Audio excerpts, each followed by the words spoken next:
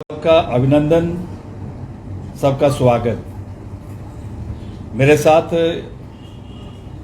इस प्रेस वार्ता में पार्टी के हमारे वरिष्ठ साथी और प्रदेश के प्रवक्ता श्रीमान राकेश शर्मा जी, हमारे दूसरे प्रवक्ता श्रीमान संजय शर्मा जी, हमारी पार्टी के संगठनात्मक जिला के अध्यक्ष श्रीमान सचिन शर्मा जी और हमारे मीडिया के प्रदेश के सह प्रभारी एडवोकेट विश्व चक्षु जी। मित्रों, आज की प्रेस वार्ता में हिमाचल प्रदेश की सरकार में एक ऐसे बेलगाम मंत्री है जिनकी कार्य शैली तो दूर की बात, जिनकी फिसली जुबान को हम पिछले 2.5 वर्षों से देख रहे हैं और उनका नाम है श्रीमान जगत सिंह नेगी। मैं आज प्रेस वार्ता के माध्यम से हिमाचल प्रदेश के माननीय मुख्यमंत्री श्रीमान सुखविंदर सिंह सुक्खू जी से ये निवेदन करना चाहता हूं कि अपने इस बेलगाम मंत्री की जवान पर वो लगाम लगाएं, अन्यथा आने वाले समय में प्रदेश की सरकार को कड़े विरोध से गुजरना होगा। यह भी हिमाचल प्रदेश का दुर्भाग्य कि एक ऐसी सरकार बनने का प्रयास करूंगा। दुर्भाग्यवश पिछले दिनों हिमाचल प्रदेश में प्राकृतिक आपदा के कारण जहां भारी बरसात हुई, जगह जगह बादल फटे और ये घटना जिसने ज्यादा जो अपना असर दिखाया वो हमारे प्रदेश का जो मंडी जिला है और उसके भी विशेष जो क्षेत्र, चाहे वो हमारा सराज है, नाचन है या करसोग है, और वहां पर जो जान माल का जो नुकसान हुआ उससे पूरा हिमाचल प्रदेश कांप उठा कि यह सिलसिला अगर ऐसे ही चलता रहा तो हिमाचल प्रदेश का भी कोई भी भूभाग जो वो सुरक्षित नहीं रहेगा। प्रदेश बहुत दुखी था और जिस प्रकार से सराज के अंदर हम लगातार आपके माध्यम से मीडिया में भी और सोशल मीडिया में भी देख रहे हैं कि शायद कोई ऐसा गांव बचा हो जो सड़क मार्ग से जुड़ा हो, जहां बिजली पानी हो या वहां पर जो रोजमर्रा की जो सुविधाएं वो वहां पर प्राप्त हो रही हो। और सराज जैसे क्षेत्र में तो 30 से ज्यादा जो है वो लोगों की जानें भी गई। एक ऐसी दयनीय स्थिति हमारे हिमाचल प्रदेश में 30 तारीख की उस घटना से लेकर अभी तक हिमाचल प्रदेश सकते में है।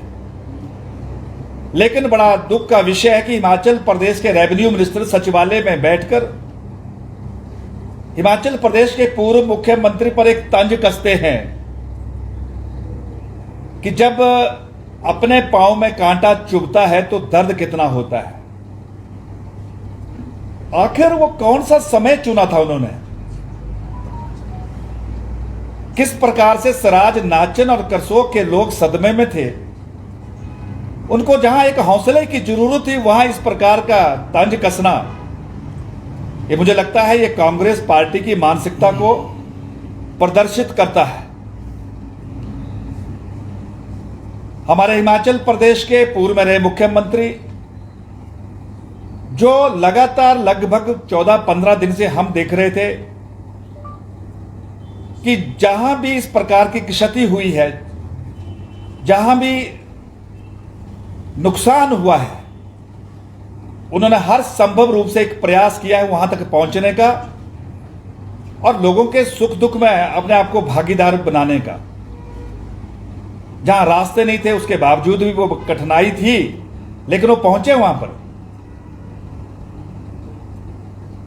जहां पर बिल्कुल ही पहुंचना मुश्किल था वहां भी उन्होंने प्रयास किए। और वो सराज में ही नहीं बल्कि जो बाजू वाले जो हमारे विधानसभा क्षेत्र थे, चाहे वो करसोग था या नाचन था, वहां जाकर भी वो लोगों के दुख में शामिल हुए। लेकिन जो पुनर्वास, राहत और जो रेवेन्यू मिनिस्टर है जिनका काम यही है, उनको चाहिए था कि वो तुरंत जैसे घटना की जानकारी मिली वो तुरंत वहां पर डेरा डालकर बैठते और वहीं से रात कार्य का जायजा भी लेते और प्रशासन को वहां पर पुशअप भी करते। लेकिन वो 25 दिन तक शिमला सचिवालय में बैठे रहे। लेकिन मुझे इस बात की प्रसन्नता है कि भारतीय जनता पार्टी के परिवार के मुखिया डॉक्टर राजीव बिंदल जी ने तुरंत उस दर्द जायजा ही लेने नहीं गई बल्कि वहां पर जो कर सकती थी वो करने का प्रयास किया। और जैसे माननीय प्रदेश अध्यक्ष जी ने कहा कि लोगों को तुरंत राशन की जरूरत है, लोगों को तुरंत बर्तन की जरूरत है, उन्होंने एक अंदर वो प्रभावित क्षेत्र में आए, उन्होंने पूरा जायजा लेकर एक डायरेक्शन दी हिमाचल प्रदेश की सरकार को कि जो भी नुकसान हुआ है उसकी सारी केंद्र ने मदद की है। इस बार भी मोदी सरकार पीछे नहीं रहेगी। लेकिन मित्रों, दुख इस बात का कि जब शर्मिंदगी के मुझे लगता है कि कारण जब लोगों ने कहा होगा कि सरकार वहां नजर नहीं आ रही है, लोग उनका बड़ी उम्मीद के साथ अभिनंदन कर हमारे दर्द को समझेंगे। चले गए तो मंत्री जी क्या जवाब देते हैं कि जो तुम्हारी जमीन गई है इस प्राकृतिक आपदा के कारण, वो जमीन तुम्हारी नहीं थी, वो जमीन तुमने कब्जा करके रखा था, इसलिए तुम्हें उस जमीन का कोई मुआवजा नहीं मिलेगा। और यही नहीं, बहुत से ऐसे लोगों ने अपनी इस प्रकार के अलग अलग जो इस आपदा से उनकी जो नुकसान की जो सारी घटनाएं थी उनको लेकर अपनी बात रखी। लेकिन मंत्री जी ने बिल्कुल गंभीरता से उस बात, अच्छा भला वो पूर्व मुख्यमंत्री श्री जयराम ठाकुर जी का वो प्रयास, जमीन की भी व्यवस्था की गई, फॉरेस्ट की एनओसी की क्लियरेंस भी हुई, 240 करोड़ का बजटीय प्रावधान भी हुआ, उसके निर्माण के लिए 10 करोड़ की किस्त भी जारी हो चुकी। लेकिन उसके बावजूद इस ऐसे समय में आप वहां दर्द उसमें जख्म में मलहम लगाने तो क्या है, तुमने तो और उस जख्म को गहरा कर दिया और एक बेहुदा जवाब दिया कि ये जो संस्थान है यहां से बदला जाएगा। एक ऐसी अकड़ भरा जवाब, एक ऐसा तानाशाही रवैया सुक्खू सरकार का। और जब क्षेत्र के लोगों ने गिराव किया कि मंत्री जी हम सुनना चाहते हैं कि आप इस कॉलेज को नहीं बदलेंगे, जब मंत्री जी ने संतोषजनक जवाब नहीं दिया तो स्वाभाविक है लोगों का गुस्सा बढ़ा है।